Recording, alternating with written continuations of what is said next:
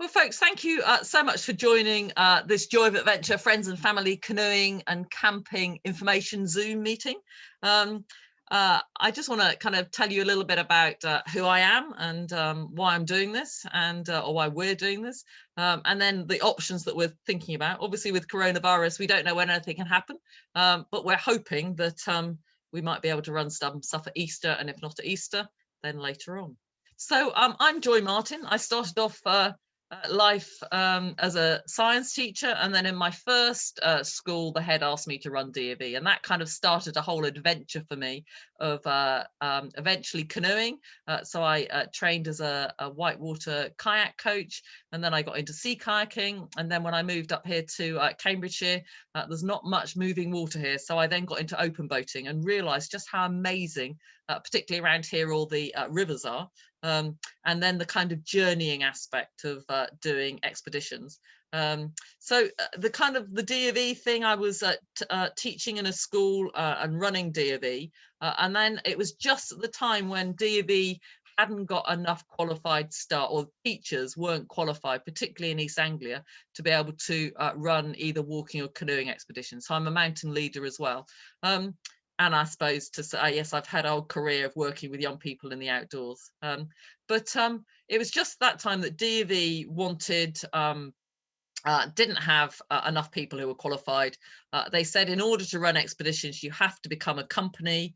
So you have to become an approved activity provider. So I set up Joy of Adventure as a company in order to become an approved activity provider, in order to then run expeditions in schools.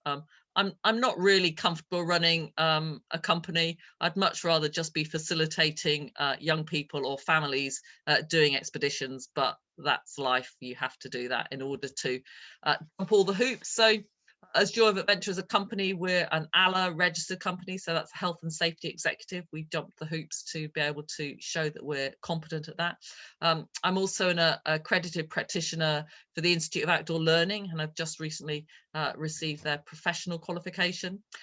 We're also a provider for British Canoeing, and so therefore can provide performance awards, and then also run first aid courses. So in fact, I'm running an outdoor first aid course tomorrow down in Saffron Walden for Saffron Walden County High for their D&V staff. So Joy of Adventure does all sorts of things, but really the aim of it is to inspire. I want to inspire people to go on journeys. That's my aim, whether it's young people or whether it's women or whether it's families and friends. So to inspire families and friends to go on a journey by canoe is what I'm hoping this is about. I'm really hoping for those who haven't done any adventures by canoe that this might be the first of many. Now I know that some people have done it either with us doing their bronze or silver or gold canoeing. Some people haven't done any at all, so it's kind of that whole breadth. Some people have got little children, some people have got older children, so there's all sorts of options, but I just want to, if I can facilitate people developing confidence and developing the skills and friendships as a result of it, that's a win-win as far as I'm concerned. What we're hoping, and who knows with coronavirus what may or may not happen, it does seem on the BBC tonight that there is a hope that we may be able to stay away from home after the 1st of April, which would be great. So that's Easter. So what the expeditions that we can run and do run, it's certainly in East Anglia, coming through Cambridge is stunning. It's a really classic bit. We do lots of expeditions on the Little Ouse, so you can do 1, 2, 3, 4-day expeditions on the Little Ouse. You can go from the Little Ouse onto the Great Ouse and then up the Wissey. The Old West is a great river. Norfolk Broads, there's lots of options there, although I kind of feel the Norfolk Broads is quite busy, while our local rivers, that there's much less traffic on them. And for some people, I know there's maybe a desire not to move camp every night, but to be campsite based. And so we do have a campsite just off the Great Ouse, which we could use as a base. If we can travel, then the River Severn's a great river, and then we're hoping in August the River Spey and the Great Glen in Scotland are options of rivers that we hope to be on. I'm really hoping we might get to Sweden. We're meant to be running a D&V trip there, and if we could run a friends and family trip either before or after that, that would be fantastic. But every day I change on whether I think we'll be able to get to Sweden or not. at the moment, I'm still hoping that may change. So they're the kind of options. And what I want to do is kind of go through what we do, how we make it safe, how we would organise expeditions, and then talk about them. So COVID has obviously changed how we run expeditions. This photo was taken pre-COVID, which is why they're all close together. But we did last summer run a whole load of D&V expeditions with COVID. And as a result of that, we got We're Good to Go kite mark from Visit England. And I just want to go through with you the kind of procedures we put into place for our risk assessment. For those people who need to borrow kit, all the paddles are numbered and all the buoyancy aid are numbered. So you have your own paddle and your own buoyancy aid. And if it's paddle number 9, then you know it's your paddle and no one else touches it. Boats are numbered so that you as a family, you would have the same boats. I mean, it's great being families because you can then be in your own groups of 6 or 4 or how many it is, and you can swap around in your boats because you're one bubble. Same with social distancing. So family groups would all camp together. Currently, they're saying that we can, last year we were in groups of 6, but I think family groups can stay as family groups, which is quite nice. But you would have your own area where you would camp. Oh, I've gone frozen. That is a nightmare. Let's hope we haven't. My computer is just thinking about it. So let's hope it stops thinking and we're able to continue. Let me just see if I can. So hopefully we're still okay. So some of the things that we've put into place in order to keep things safe was that there was socially distanced, where people are individuals, that the camp, the cooking all happens in your group. And then people bring their own hand washing stuff, and so we kind of make it all as safe as we can that way. Some of the principles that we want to make sure that we put into place that on any of our expeditions, that people are working together, so that it's not something, this is not a 5-star serviced holiday or expedition you're coming on. Everybody works together, taking the boats off, putting the boats back on again, lifting barrels, all that sort of stuff. I kind of feel that's part of the fun of it, rather than being serviced. So definitely for Joy of Adventure, it's something where we're working together.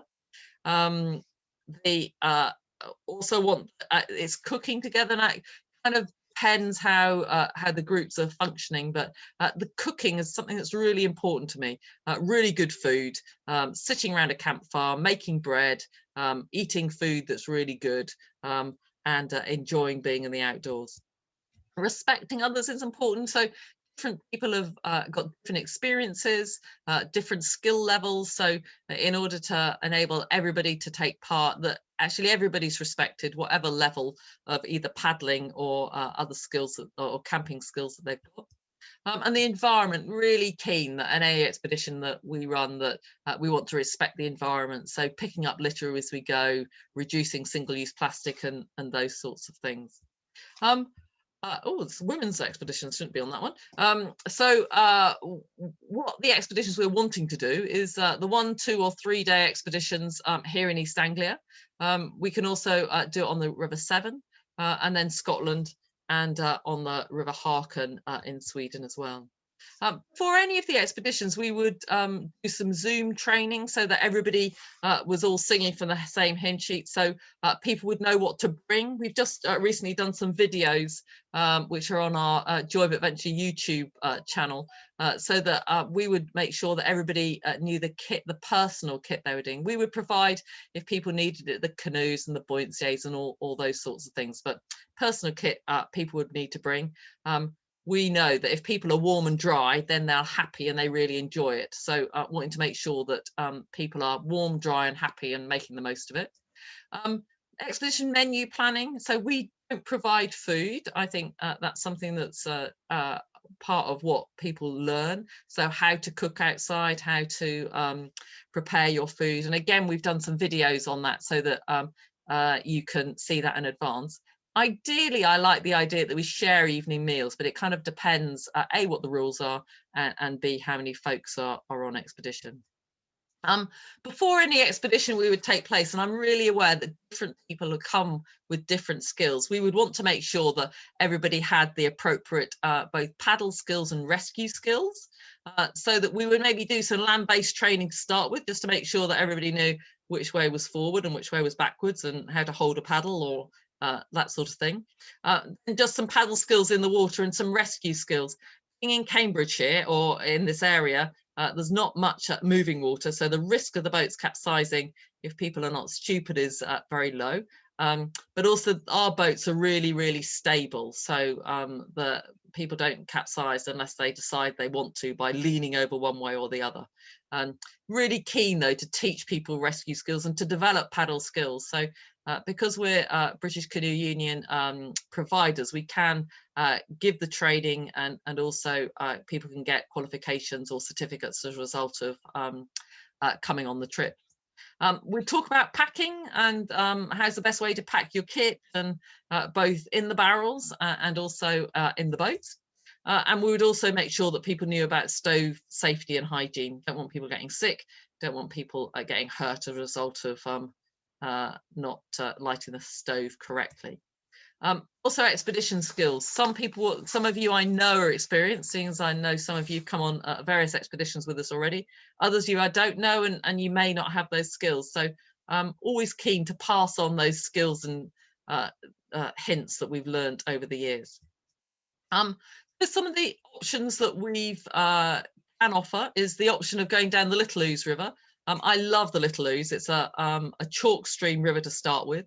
And you can do 1, 2, 3, 4, 5 days going down the Little Ouse. Well, you go down the Little Ouse, and then you end up going to a campsite that's the Millennium Wood campsite. So Millennium Wood is on the Great Ouse.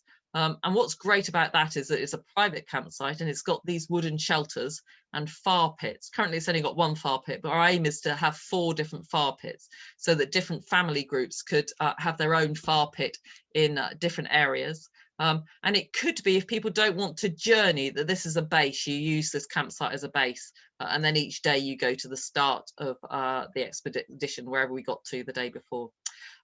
Leaving there, you go down river, go down the Great Ouse, and normally the wind blows you, so that's great fun to develop your sailing skills.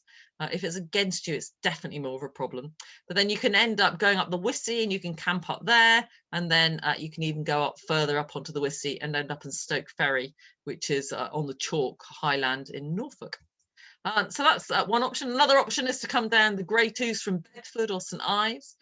We did a lot of expeditions last summer coming down from Erith. So on Erith, you start up where I think somebody was this week was saying where the seals were. So you can start there, and the first thing you do is you come down through Hermitage Lock. You're starting up where the salt water is, which is where the seals are. You come down through Hermitage Lock, which can be a 4-metre drop coming down through Hermitage Lock, and then you're into the Old West River. But on the Old West, you're actually travelling east because the river used to travel the different direction. The fens are amazing of how these waterways used to work. So you can go down Hermitage Lock, and then there's lots of campsites that we've got coming down that river. So there's Flatbridge Farm, and then we've got another campsite that we use at Duckett's Farm. By saying campsite, they're just fields, so the farmers have allowed us to stay. We bring water in, and we also put up tents for toilets. So they're quite basic, but it does mean that there's nobody else on the campsites or on the rivers, so that it means that we have them to ourselves, which therefore at this time keeps them safe. On that one, you can easily, oh, and there's Tom, you're there, look. So the Burns family are on the call, so there you go. I'd forgotten that one was there. So you can finish up at Wissington, which is where this was, or you can go further upriver on the Wissey. So Wissey again is a beautiful chalk stream river. It's great. So that's another option, option 2. Option 3 is to go onto the River Severn. Now, obviously that's a bit more travelling. That's a 2 to 5 day trip.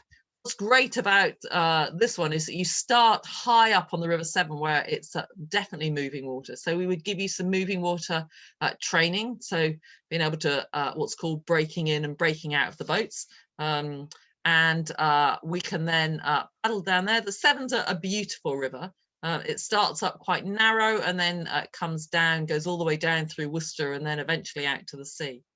After Montford Bridge, we can camp then at the Isle campsite. It's actually the Tate and Isle campsite. So the farmer there, Edward, is part of the Tate and Isle family who did Tate Modern and Tate Sugar. So it's very historic. After that, you then go down through Shrewsbury. So you can go down through Shrewsbury Weir. Kind of depends what the water levels is, but hopefully we're able to line the boats down. That's what this guy's doing here. Otherwise, you have to portage them around, which is really hard work, but it's all just part of working together. After that, you can camp at the National Trust campsite, which is at Ismore.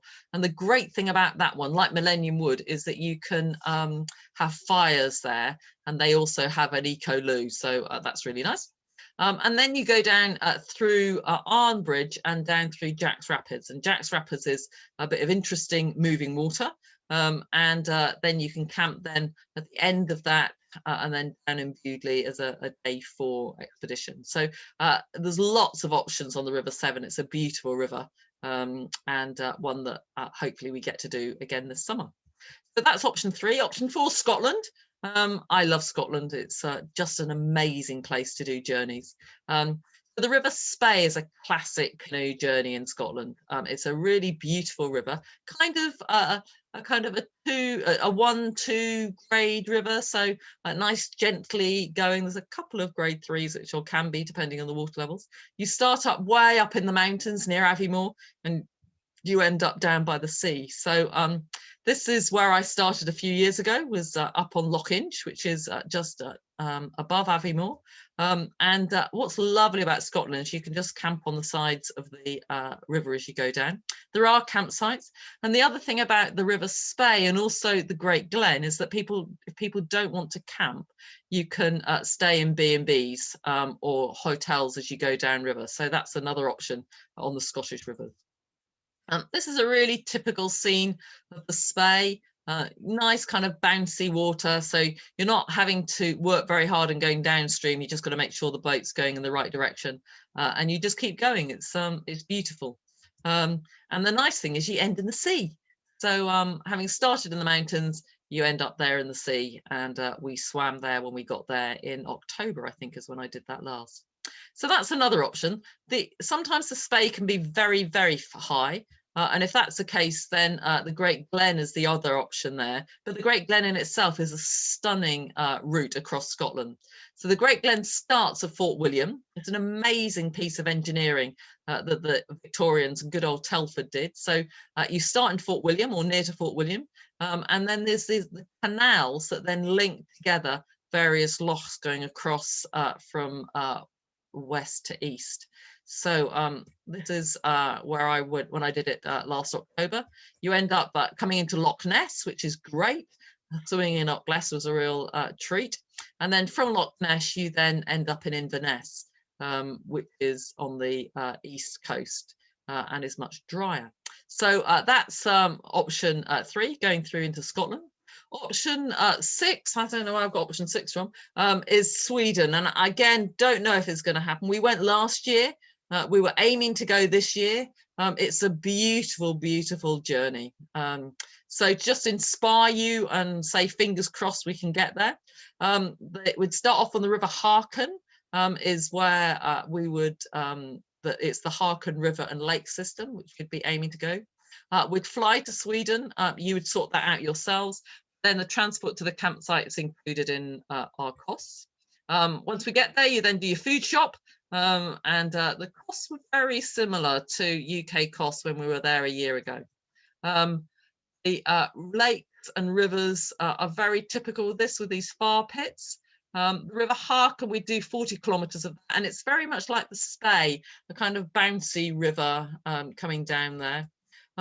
And then 50 kilometres of the lakes, and the lakes are filled with all these lovely little islands. So there's lots of exploring to do and lots of places to stop for lunch and park off and just enjoy being in nature.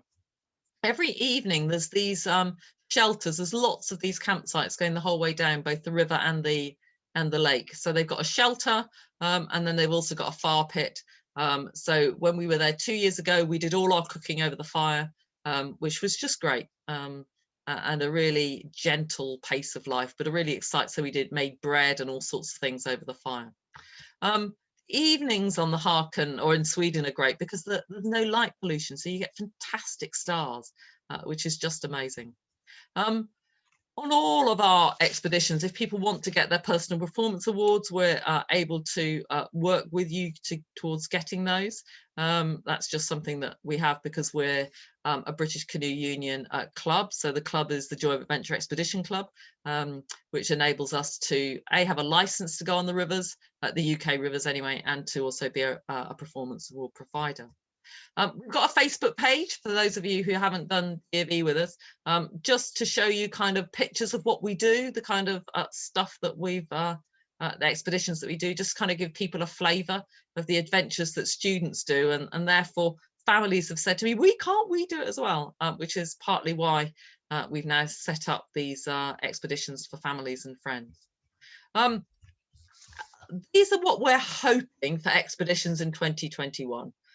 Who knows what will happen, but Easter is from the 2nd of April to the 5th, so that's Friday, Saturday, Sunday, Monday. It would be great to do a 4-day expedition then, and hopefully some of you might want to join us on that. Weekends throughout April, May and June. We're hoping that a weekend in each of those. There's lots of different options. Really happy to run expeditions on all sorts of different rivers if people are interested. And then in Scotland in August, hoping to run them on the Great Glen and the Spey. So we're going to be in Scotland probably at the beginning of August and the end of August. So we thought we would see if there's families might be interested in joining us on trips in Scotland in August, depending on what the water levels are doing and on people's interest, either on the Great Glen or on the Spey. So that's the options. Costs, it kind of depends on what kit people have got already, but these are kind of our kind of starting prices. We're kind of thinking that a cost of about £80 per person today. Family groups talk to us about that, but that's what we were kind of thinking of the costs so far, but really happy to talk with people about that. I'm really aware that people may be looking at this recording after and haven't got a chance to ask us questions directly. If you've got questions, do email us at poppy@joyofadventure. For those of you on the call, really happy to take your questions now. So I'm going to stop the recording, and then if people want to ask questions, you'll be really welcome.